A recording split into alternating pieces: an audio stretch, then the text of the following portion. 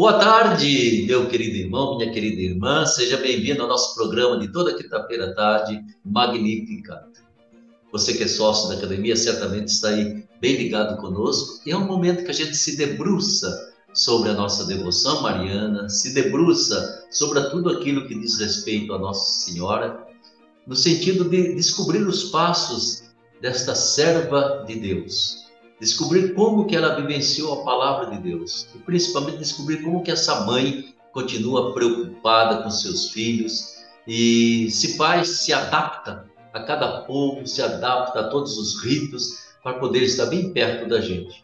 E é importante que a gente, conhecendo essa forma de servir de Nossa Senhora, isso cria no nosso coração também aquilo que é um verdadeiro mandamento de Jesus, não é mesmo? Eu não vim para ser servido, mas para servir. E a minha mãe é a grande servidora do povo de Deus ao longo de tantos séculos e milênios. E nós vamos hoje ter uma conversa muito interessante, porque eu queria saber da devoção mariana, não apenas que nós temos aqui em Aparecida com a nossa história, mas também a devoção mariana na comunidade ucraniana do Brasil. Nós temos uma comunidade ucraniana bastante grande, não é mesmo? Já de muitos, não sei se de séculos, mas certamente de muitas décadas que essa comunidade se formou. E eu tenho para ajudar a gente a entender tudo isso aqui comigo o Padre Elias Marinuk, que é da Ordem de São Basílio Magno. Boa tarde, Padre Elias. Boa tarde, que satisfação de fazer parte do vosso programa, especialmente falar sobre um tema tão importante e, claro, tão profundo como falar da Mãe de Deus, da Nossa Senhora, no sentido de podermos viver e crescer. Exato. E a gente sempre nessa solidariedade de oração pela Ucrânia, por todas as famílias ucranianas, continuamos pedindo a paz, né? Como o Papa insiste, né? Mas só para lembrar para você que está nos ouvindo e está vendo a imagem do Padre Elias, olha, ele é mestre em Teologia Bíblica pela Pontifícia Universidade Gregoriana de Roma, né? Ele também é membro da Ordem de São Basílio, é secretário provincial aqui há 17 anos, né? É também conselheiro, consultor, teólogo da Metropolina Católica Ucraniana São João Batista em Curitiba. É isso mesmo? Isso. Metropolia, arquieparquia. Professor de Teologia do Instituto Madre Teresa da Diocese de Ponta Grossa, Paraná. Professor de História Geral e História do Brasil, no propedêutico da Faculdade de São Basílio Magno, também em Curitiba. E secretário-geral da Representação Central Ucraniano-Brasileira, que congrega todas as instituições ucranianas civis, religiosas e culturais do Brasil. Quando falamos em ucraniano, não falamos apenas em um povo, mas falamos também de uma comunidade católica, né, que tem o seu rito próprio, tem a sua herança mais antiga que a gente possa imaginar em termos de liturgia, né? Vocês são herdeiros de São João Crisóstomo, não é mesmo? Isso, a própria liturgia, a divina liturgia, que é celebrada praticamente o ano inteiro, com exceção de 10 dias, quando é celebrada a liturgia de São Basílio Magno. Ah, sim, então tá bom. O resto é São João Crisóstomo. Mas então, Padre Elias, vamos começar procurando entender um pouquinho como é a comunidade ucraniana no Brasil. Conta um pouco a história da formação dessa comunidade. A comunidade ucraniana no Brasil, ela começou a se constituir aqui a partir de 1891, portanto, tem 132 anos já de existência aí. Mais de um século. Mais de um século, e a igreja começou a vir junto para atender os imigrantes a partir de 1895. Primeiramente vieram alguns padres diocesanos e depois vieram, a partir de 1897, vieram os padres da Ordem de São Basílio Magno. Para tanto que até 1958 nós não tínhamos uma estrutura eclesiástica, não tínhamos bispo. Então era uma terra de missão, nesse sentido. E é claro que os ucranianos aí do Brasil, eles, em sua maioria, eles são cidadãos brasileiros, descendentes de ucranianos, muitos dos pais casados com pessoas de outras etnias, mas que participam das celebrações litúrgicas e devoções da comunidade ucraniana católica, bem como também das tradições culturais da comunidade ucraniana. Sim, Isso não quer dizer que a comunidade seja isolada ou fechada em si. Justamente é o contrário. O fechar-se ou isolar-se, geralmente consideramos de que a própria prática nos mostra isso e não perdoa, de que aqueles que se fecham, se isolam, de alguma forma eles morrem, é, eles perdem muito, né? O é, contato nos faz crescer. É claro que do ponto de vista religioso, a grande maioria da comunidade ucraniana, ela faz parte da Igreja Greco-Católica Ucraniana. E aqui no Brasil tem duas entidades religiosas, duas dioceses, diria, uma arquieparquia e a outra eparquia. A sede da arquieparquia é aqui em Curitiba e a eparquia é em Prudentópolis. Ao todo, devemos ter aí nas duas entidades umas 240 igrejas construídas, fora os atendimentos nas escolas por aí afora. sei, Para tanto que trata-se de uma comunidade bastante numerosa. E, além disso, claro que os ucranianos têm uma entidade eclesiástica da Igreja Ortodoxa Ucraniana, que é menor, deve ter umas 10, 12 igrejas aqui no Brasil, mas que não é só o território dessa diocese ortodoxa, não é só no Brasil, mas também abrange o Paraguai e a Argentina, para tanto que trabalhamos, temos as devoções bastante semelhantes, porque o uso nas duas igrejas, tanto católica como na ortodoxa, é da liturgia de São João Crisóstomo, em sua sei. predominância. E, claro que, a partir disso, nós vivemos essa espiritualidade, principalmente baseando-se naquilo que a palavra de Deus nos revela e, de modo particular, a própria digamos, liturgia e as devoções que nos impelem sempre a trabalhar sobre si, sobre a comunidade.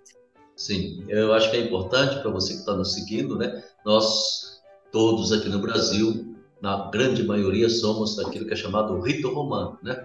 E aí o Isso. rito, então, oriental que atinge aí tanto a Igreja Ortodoxa como a Igreja Católica Oriental, né? Normalmente as celebrações no rito de São João Crisóstomo, elas são feitas em ucraniano ou tem a sua língua própria? Na grande maioria das paróquias existem celebrações tanto em ucraniano como em português. Sei. Evidente que para a juventude, para os adolescentes, crianças, já tem que voltar-se em língua portuguesa para que eles compreendam de modo particular a liturgia, porque ela não é uma liturgia como nós dizemos na teologia ou na espiritualidade, uma liturgia ativa, mas é uma liturgia contemplativa, onde Sim. existem as súplicas, mas também orações muito profundas que tratam da história da salvação e, digamos, da santificação e salvação. Exatamente, né? E vamos então, Padre Elias, ver a figura de Nossa Senhora, Theotokos, né? Essa Exatamente. Theotokos que é tão importante para vocês como para nós, né? É, que nós aqui facilmente chamamos de Nossa Senhora, né? Ou simplesmente Maria, mas como que esse termo, Theotokos, né? Que é um termo consagrado para todos nós, Mãe de Deus. Como que isso Exatamente. ecoa na devoção, na piedade aí da comunidade ucraniana. Justamente esse termo parte a partir daquilo que o próprio Concílio de Éfeso, no ano 431, definiu. Justamente porque a Igreja considerou, a partir daquela ocasião, que teve o problema com Nestório, que negava, digamos, a maternidade de Maria como Sim, ela fosse mãe de Deus, e, claro, o concílio teve que definir a posição da igreja de então. Então, mãe de Deus, porque ela é mãe de Jesus Cristo, evidente que é a segunda pessoa da Santíssima Trindade, portanto, sendo mãe de Jesus Cristo, ela é a mãe de Deus. Aquela história que nós falamos sempre quando um filho fala para uma mãe que ela é, digamos, a mãe do corpo dele. Não é só do corpo, é a mãe do filho, né? Dele inteirinho. Dele inteiro, quer dizer, corpo e todo o potencial que ele traz. Justamente Maria também, nesse sentido, é mãe. Mas é um termo, como falei, definido ali no Concílio de Éfeso, como Theotokos, termo que traduzido do grego para o ucraniano fala-se Bohoroditsia. Quer dizer que, inclusive, a própria oração da Ave Maria inicia-se em ucraniano Bohoroditse Divo. Digamos, seria aquela que fez nascer, a Virgem que fez nascer Deus. E justamente começa nesses termos a oração da Ave Maria. E claro que é uma expressão teológica e espiritual muito forte nas igrejas orientais, de modo particular, por causa que, digamos, as igrejas orientais elas seguem de uma forma bastante decidida as questões dos concílios do primeiro milênio, digo, as igrejas orientais ortodoxas. Agora, as igrejas orientais católicas, evidente que, naturalmente, seguem as decisões de todos os concílios. Mas, de qualquer forma, claro que é uma expressão que nos faz voltar-se, que ela não é só a mãe de Jesus, como por aí se defende, mas é a mãe de Deus. E ela só tem algumas vertentes por aí que contestam a questão de que ela é mãe de Deus. Mas para nós é assim e sempre o será. Não, a gente não pode esquecer que Jesus é uma pessoa só, pessoa do Verbo Eterno, com as suas duas naturezas, né? E ninguém é mãe só de uma natureza. Exatamente, inclusive na liturgia pontifical nós temos sempre, quando o bispo celebra, então tem duas velas, uma tem três, quer dizer, dois candelabros, um tem três velas que recorda a Santíssima Trindade e outro candelabro, duas velas, as duas pessoas da Santíssima Trindade. E com elas o bispo abençoa o povo no decorrer da liturgia. Amém. Interessante, né? Uma coisa também que seria interessante para te conhecer, o Padre Elias, parece que a comunidade ucraniana do Brasil se estabeleceu mais aí no sul, né? Principalmente no Paraná, aí Prudentópolis, Santa Catarina também, né? E com essa devoção à Nossa Senhora, Mãe de Deus, né? O que caracterizou assim essa imigração para essa região? E como que você já explicou no início, né? Gradativamente foram se formando, então, uma igreja com características próprias, né? Trazendo uma tradição que não era aquela que nós herdamos nem dos portugueses, nem de outros europeus que vieram para cá. Isso. Foi feito um estudo que basicamente concluiu de que quando eles vieram aqui, os imigrantes vieram aí há mais de um século para cá, o governo quis estabelecê-los aí na região de Espírito Santo, São Paulo, mas como era uma região de muito calor e os imigrantes não eram adaptados a esse tipo de clima, então eles queriam, diz que na expressão eles na época falavam, não queremos aqui, queremos Paraná, no caso, daí o governo se obrigou a trazê-los aqui para Paranaguá, e claro que eles se espalharam aí pelo Paraná fora, e também para a região de São Francisco do Sul, que eles subiram também aí a serra acima, também tem Santa Catarina, aí, principalmente no Planalto Norte de Santa Catarina. Então, a predominância dos ucranianos aqui no Brasil, exatamente no Paraná e no norte de Santa Catarina. Evidente que existem núcleos em São Paulo, Rio Grande do Sul, mas são menores, poucas pessoas nesse sentido. Mas uma das coisas, claro, que deve se levar em conta, que as famílias, justamente nessa questão da devoção à Mãe de Deus, a Nossa Senhora, as famílias mantêm laços muito fortes, isso já desde os imigrantes que vieram, seja com a fé, com a igreja, celebrações litúrgicas, devocionais, e é claro que isso ajudou muito a compreender a alma desse povo que veio e quis viver essa fé dessa forma. E é claro que também, em muitos contextos aí, existem laços dessas famílias até hoje, dos descendentes, diria agora, com as organizações culturais ucranianas, seja aqui em Curitiba, seja em Prudentópolis, União da Vitória, e outras cidades, para tanto que, nessa questão religiosa e cultural, temos aí no Paraná em torno de 25, 27 grupos folclóricos nesse sentido. Mas o que eu queria dizer nessa questão das famílias? Justamente para compreender a fé desse povo, tem que também compreender a cultura. Caminham duas coisas que caminham de braços dados, né? Outra questão que gostaria de ressaltar é que se deve levar em conta que o rito praticado pelos ucranianos e descendentes, como já falei, o bizantino, de vertente bizantina, onde a devoção mariana ela expressa-se através das orações dirigidas a ela, seja na divina liturgia, onde ela é lembrada por 9 vezes, e além de títulos atribuídos a ela, principalmente tem uma oração logo depois da consagração na Divina Liturgia, na Santa Missa, e diz Santíssima, Imaculada, Bendita e Gloriosa Senhora Nossa, Mãe de Deus e sempre Virgem Maria. Justamente ressaltando esses títulos de Maria.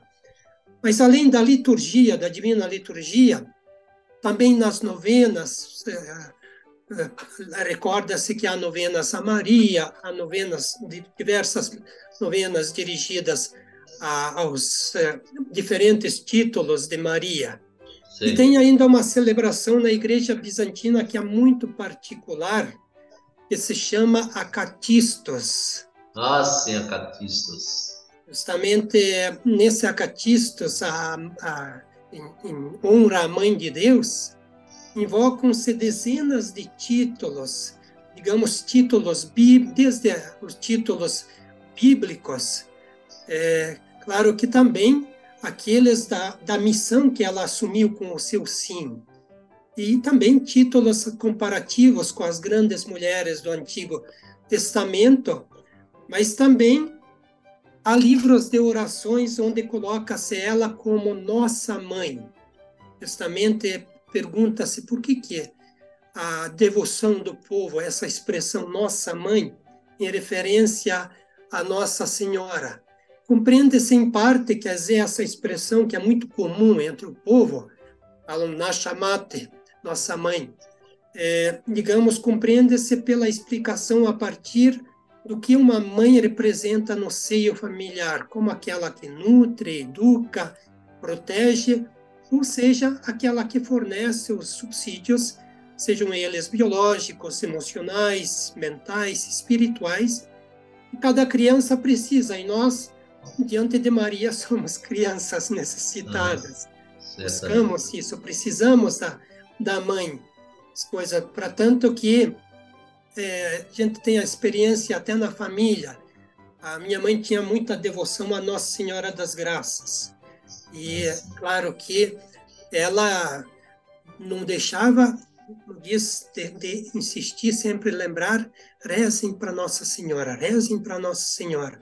Então, nós justamente criamos essa devoção a Maria, porque isso parece que nos recorda sempre daquilo que a mãe foi na nossa vida, a nossa mãe biológica, mas também a partir do contexto nacional dos ucranianos, no qual o povo digamos, desde a conversão ao cristianismo com o príncipe Valdomiro, em 988, são 1030 anos da conversão dos ucranianos para o cristianismo. Esse príncipe Valdomiro, ele em alguns contextos, principalmente no contexto ortodoxo, e ele é tido como santo, né? Justamente por esse fato da conversão. E é claro que o povo nutria um amor incomensurável pela sua terra e pátria, que são substantivos femininos, digamos. E essa Maria como uma figura feminina, e é claro que a questão da terra, da pátria, o amor que esse povo dedicava à terra e à pátria, também dedicam esse amor a Maria. Justamente esses são alguns, claro que não todos os aspectos que deram base a essa devoção. E em terceiro lugar, deve-se levar em conta a própria construção das igrejas diante dos altares centrais. Digamos, eu sempre falo da engenharia litúrgica, um termo que eu sempre uso. Justamente diante dos altares centrais tem o iconóstase, digamos. E ali, à direita, sempre está o ícone de Jesus Cristo, em primeiro lugar, e à esquerda, o ícone da Mãe de Deus. E nessa ordem também, durante a Divina Liturgia, esses ícones são incensados, seja no início da Divina Liturgia ou da Santa Missa, seja na hora do Aleluia, antes da leitura do Evangelho, e também no início da liturgia eucarística também são incensados, para tanto que o povo sabe quem tem primazia é sempre Jesus Cristo, e depois de Jesus Cristo é sempre ela. Claro que esses aspectos fizeram com que o povo de Deus percebesse de que ela é digna do reconhecimento pelo sim que ela deu ao anjo Gabriel, quando ele anunciou de que ela seria a mãe do Messias, dentro do Filho de Deus. E, nesse sentido, claro que buscamos colocar a ordem, a hierarquia nas coisas. Ainda bem, né? Eu acho que é muito importante que a Divina Liturgia e a devoção do povo talvez não tenha sofrido tanto como nós sofremos, muitas vezes, desvios, exatamente por essa dissociação, né? De não ter sempre presente, até na liturgia, essa convergência, essa centralidade de Jesus, né, e a mãe ao lado dele. Né? Eu acho que a liturgia bizantina, ela talvez não tenha tido esse desvio que nós tivemos muitas vezes no devocionismo popular, porque a gente está sempre em recuperação. Creio que é importante, então, perceber como que há certos valores, né? E também você que está ouvindo a gente, nunca esqueça, né? Se você participa de uma divina liturgia, de uma celebração em rito ucraniano, uma celebração em rito romano, né? O mistério sacramental é o mesmo, né? A forma como a gente expressa é diferente, tanto assim que a gente pode participar muitas vezes de um e de outro, sabendo que é o mesmo sacramento deixado por Jesus. Agora, ainda um ponto importante, a gente já está quase no final da conversa, mas essas devoções mais comuns a Nossa Senhora, a Teotocos, quais são elas que você já falou no Acatistos, né? Isso. Acatistos, você diz, né? Isso, Acatistos. Acatistos, né? Que eu acho um hino maravilhoso, né? Aliás, é um verdadeiro ofício a Nossa Senhora, né? É um verdadeiro ofício e uma aula, digamos, de Mariologia. De Mariologia, exatamente. Mas é claro que as maiores devoções são as novenas, que são chamadas, literalmente traduzindo para o português, em ucraniano eles falam moleben. Moleben vem de moleta. Moleta é oração, quer dizer. Sim. Mas são chamadas, traduzidas para o português como ofícios à Mãe de Deus. E são realizadas especialmente essas novenas no mês, claro, nas festas de Maria. Sim. E em grandes eventos, principalmente ecumênicos, aí, quando se faz um evento entre católicos e ortodoxos, geralmente se faz um ofício à Mãe de Deus, e claro que são realizadas no mês de maio, que é o mês das mães, e onde não se esquece de também recorrer à Mãe de Deus. Por exemplo, o título de conhecimento, a título de conhecimento, uma das maiores orações, uma das orações muito lindas, um Sim. conteúdo muito profundo, digamos, é uma que é muito pesada pelo povo.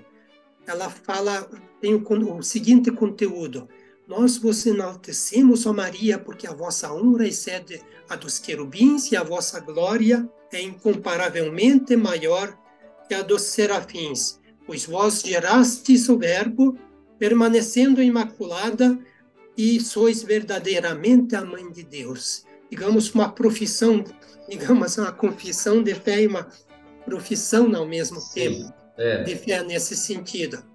Mas também, claro que há de se levar que a outra devoção é o nosso querido e amado terço, Ah, digamos, a sim. oração do terço entre o povo ucraniano, sugerida, claro que para cada dia, mas realizada especialmente no mês de outubro, que é o mês onde celebramos na Igreja Católica Ucraniana, no dia 1º de outubro, o dia de Nossa Senhora do Amparo, também chamam de Nossa Ah, Senhora do Patrocínio, sim. outros nomes. E claro que também temos no dia 12 o nosso outro amparo, que é a Nossa Senhora Aparecida, e também é muito celebrada e o povo gosta muito da festa de Nossa Senhora Aparecida. E também não esquecendo que em outubro, no dia 7, temos Nossa Senhora do Rosário. Portanto, outubro é um mês muito especial para recorrermos a Nossa Senhora, principalmente pela missão da Igreja. Por quê? Porque o modelo maior da Igreja e de cada cristão é sempre Maria. Digamos que se manifestou assim como mãe, seguidora e mestra. E a Igreja, nesse sentido, convida a seguirmos Jesus pelo exemplo de Maria.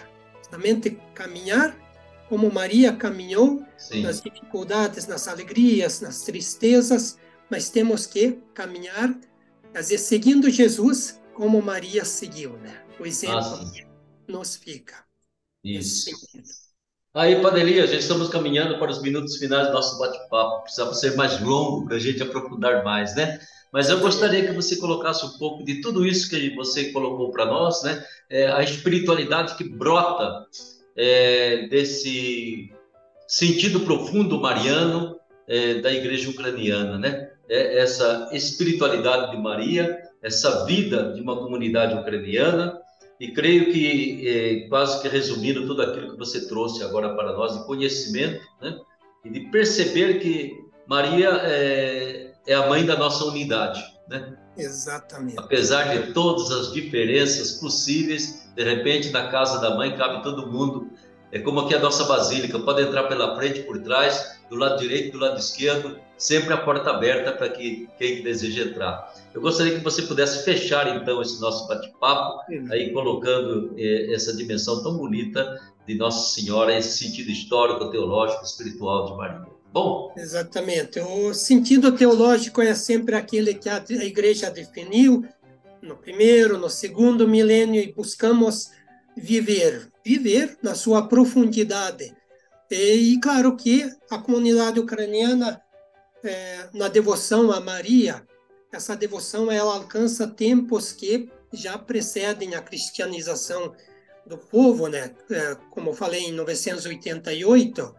E é claro que tanto o príncipe Valdomiro, que digamos, que batizou a Ucrânia, como que converteu, como sim, seguidor, o sucessor dele, Jaroslav Sábio, eles, naqueles tempos, quando construíram as primeiras igrejas, foram igrejas dedicadas a Nossa Senhora, no sentido de que eles como que invocavam para que ela intercedesse junto do seu filho por aquele povo.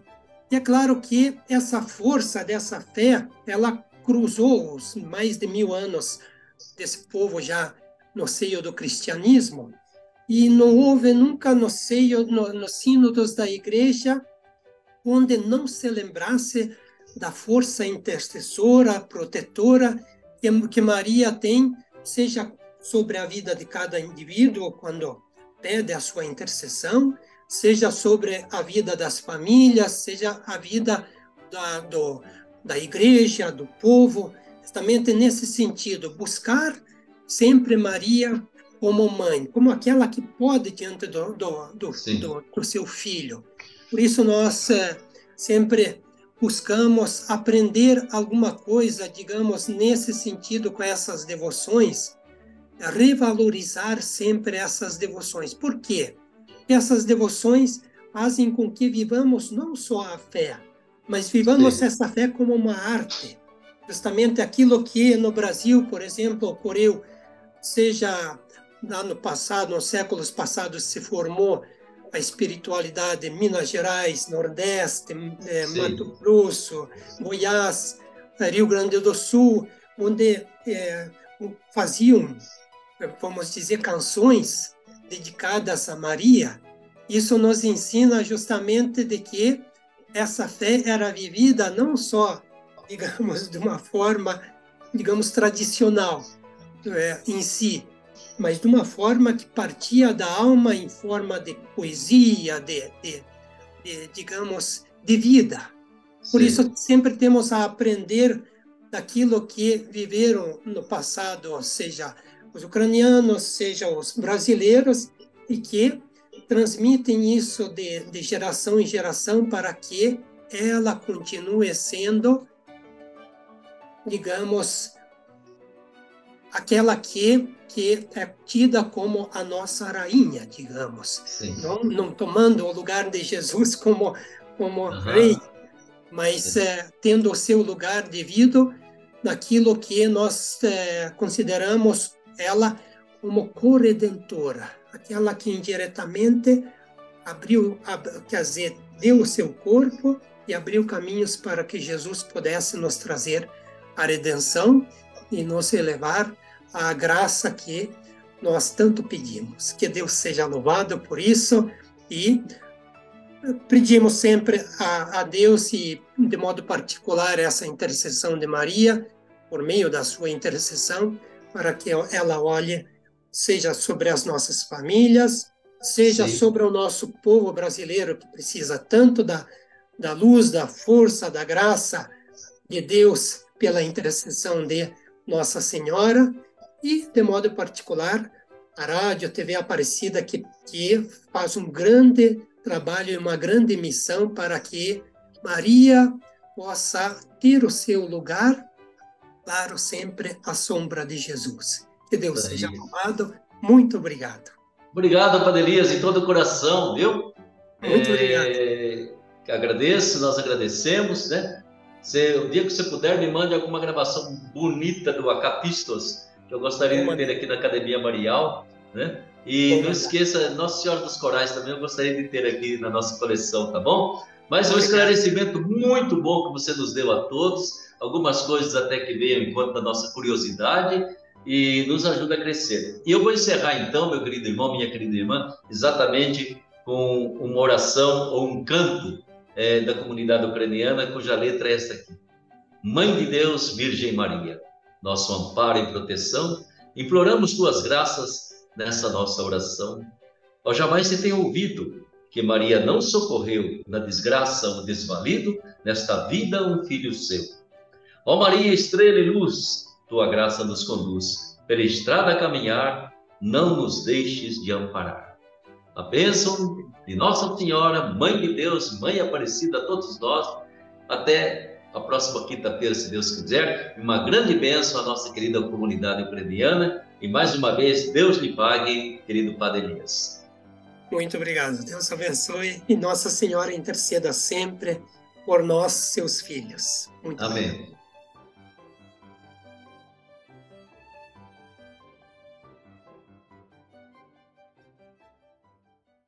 Olá, meu irmão, olá, minha irmã. Eu sou o Padre Ulisses, diretor da Academia Marial de Aparecida. Com imensa alegria, quero convidar você para o 16º Congresso Mariológico, que será realizado de 1º a 4 de junho. O tema será a Mariologia do Papa Francisco. nós queremos oferecer a todos os participantes a riqueza da espiritualidade mariana do nosso Papa, aquilo que ecoa fortemente no seu coração, nas suas palavras, em tudo aquilo que é a sua vida de pastor da nossa igreja. Juntos, vamos renovar a nossa comunhão de igreja ao redor de Maria, a estrela da evangelização. Ao longo desses 4 dias do congresso, teremos 6 conferências, mesas temáticas, momentos oracionais, com convidados muito especiais, como Dom Leomar Brustolin, Padre Alexandre Auí, a professora Lúcia Pedrosa, entre outros. O 16º Congresso Mariológico será realizado de forma presencial e também online no Centro de Eventos Padre Vítor Coelho de Almeida. Faça já a sua inscrição pelo site a12.com/Congresso Mariológico. Espero por vocês, sejam bem-vindos.